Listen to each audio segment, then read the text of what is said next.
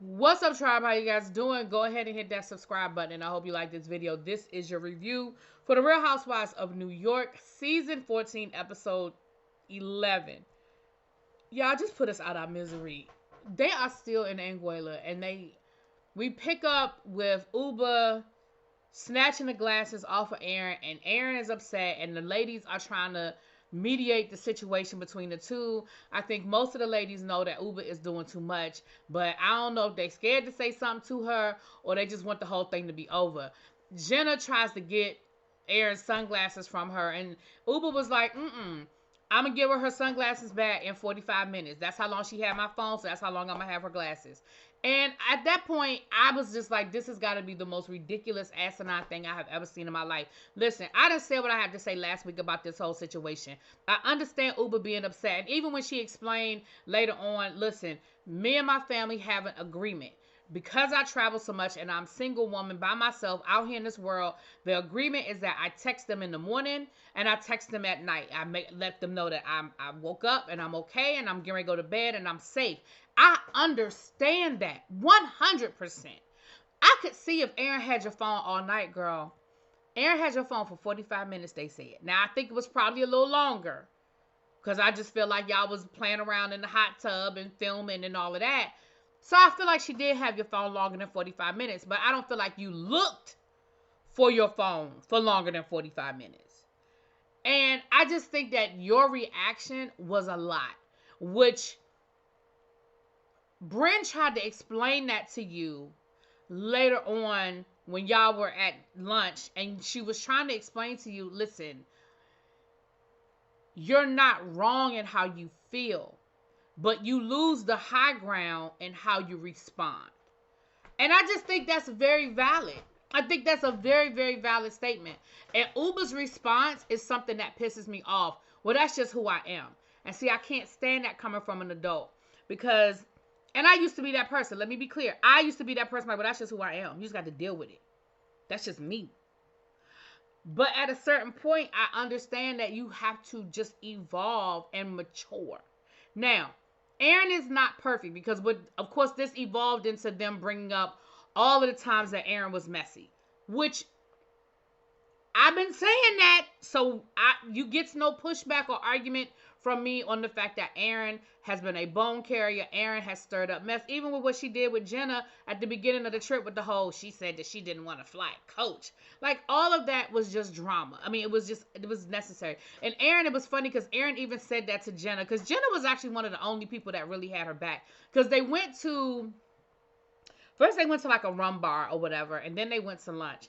And so when they were at the rum bar, Aaron actually got up to leave. And because it really did turn into everybody coming at Aaron. It wasn't just Uba. Then it became Uba, and it became Bryn and Jessel. Like, everything that Aaron had ever done became an issue. And Aaron was like, so basically you just riled up everybody to come for me. And she was like, that's just not fair. And she was upset. And, she started crying and everything. And she was leaving, and Jenna was going to leave with her. And Aaron was like, I just want to drink. I just don't want to sit with them. So they ended up sitting in another part of the bar, having a drink and sort of talking or whatever. And Aaron even said to Jenna, now I understand how you felt the other day when you felt like we were all sort of ganging up on you. And I was like, oh, so now you understand, because you started that. You started the let's gang up on Jenna moment when you told everybody that she didn't want to come because she was flying coach. She didn't want to fly coach. You started that. So with that being said, they left there and they went to lunch. And it just turned into more of the same. Like, again, the fact that this had to have been hours later and we are still having the same freaking conversation, I was just sick of it. Listen, I'm going to be honest. If I had been there, I would have been checked out.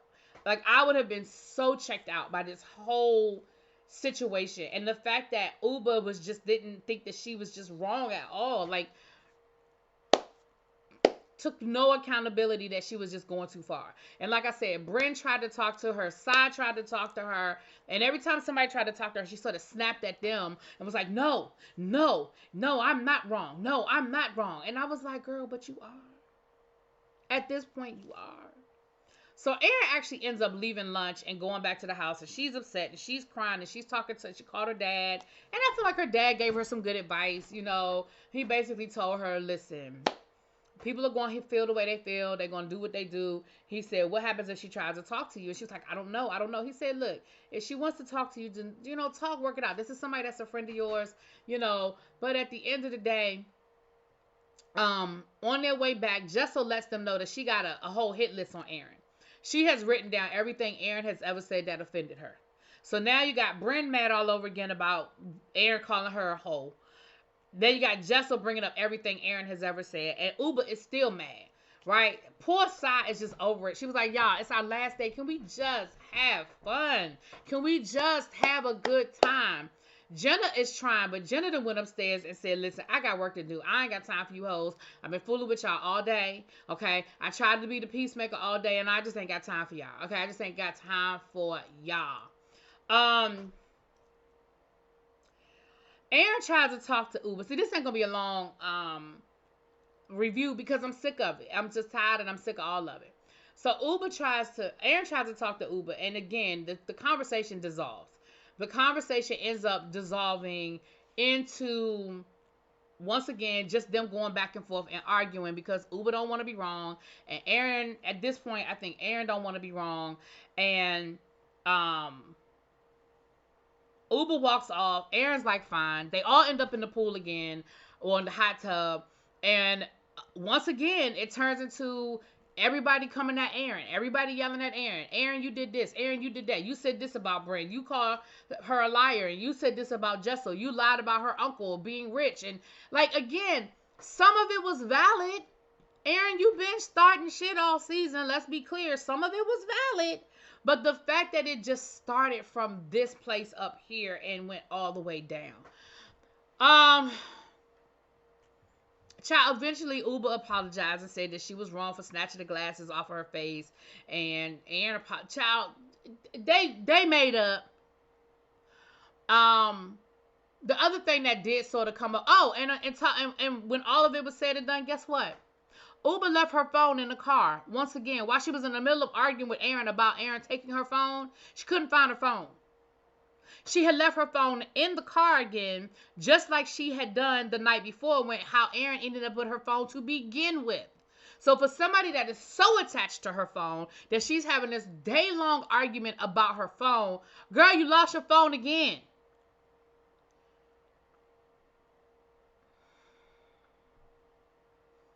So then we had a conversation about Bryn. Once again, we were talking about Bryn and her childhood and her grandma and how her grandma raised her and how proud her grandma would be of her. And how she sort of uses sexuality as a weapon because, again, this whole flirting thing that she always has to do, the flirting that she was doing with, I told y'all, I really haven't been talking a lot about it because this flirting with Jenna is just weird to me. It is weird, and I feel like Jenna was uncomfortable because Jenna didn't know if it was just a joke or she was the joke. And I would have felt the same way if I was Jenna because it didn't seem genuine, and it was just relentless. I mean, Bryn came to her room, naked with her hair wet and flinging her hair and it was just a lot, and I do feel like that she uses her sexuality as something to put out there, to sort of maybe her way of protecting herself, I do feel like she's done that, but it was just very uncomfortable to watch. Like, it really was uncomfortable to watch. Shout out was pretty much the episode. I was over it. I'm just glad this trip is over. This is the longest damn trip I have seen. I don't know. It just seemed like it lasted forever. And all they did was damn fight over everything, child. I don't know. But I feel like we're almost at the end of the season. They've already filmed the reunion. Let's see what it is. Let me know what y'all think. I'll talk to y'all later. Peace.